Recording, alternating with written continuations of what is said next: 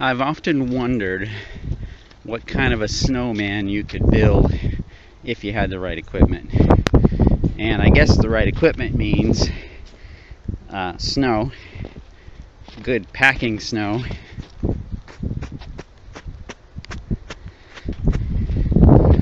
and lots of it. Now we don't have kind of too much here, but I'm doing the best I can. And you can see where I'm taking it up here in the yard. My little starting area, and then I roll them off a long ways up the yard a ways, and end up with a big snowball, really.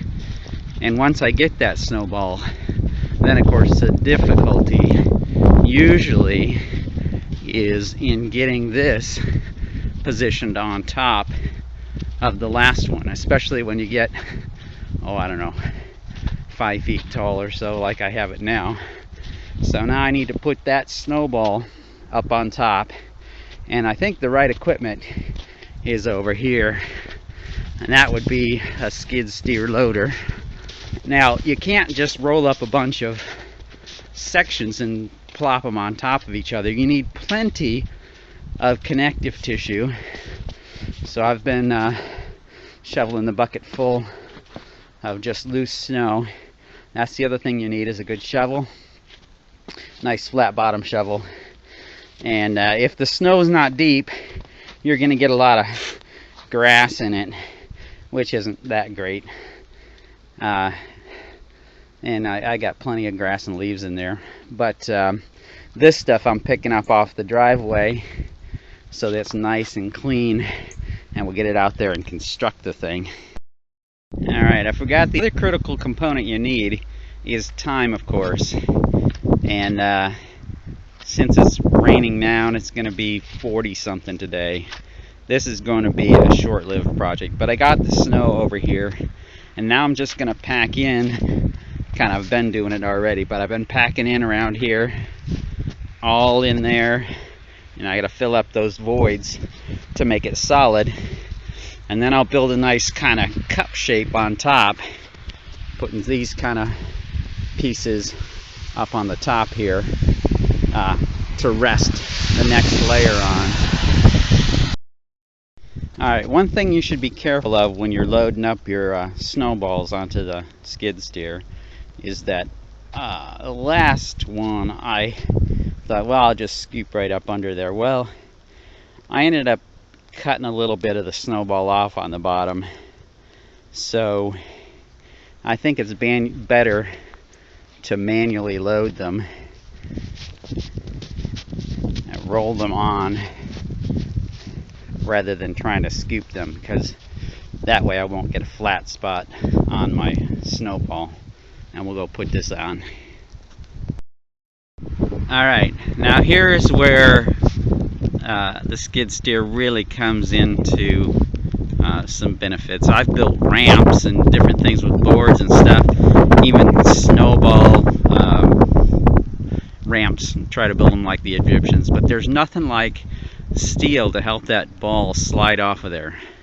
So I've got my bucket on a slight incline or decline, I guess, so that ball will go off of there. And once I get it onto this base, it's not going to move around nearly as easy as it is on that steel. So any positioning or something is mostly done at the bucket level, and then once I get it on there, it's just a matter of using some of that extra snow I got in there to shore it up.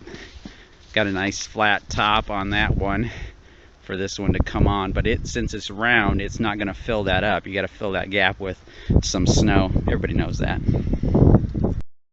Alright, I had to lift it up to reposition it, because once it hits that snow, it sticks bad. So I had to position it a little bit, over, so I can get it more centered on the thing, because once it hit that snow, it just sticks. It can slide easily on the steel, but once it hits that snowman part, it's stuck. So I gotta reposition it and try again. Alright, I like to get sort of this filler snow off of hard surfaces like concrete. But you can see that snow is almost completely wimped out now.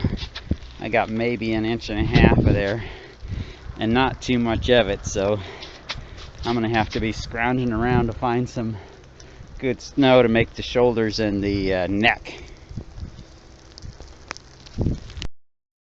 Alright, there I am loaded up with the head and some filler snow.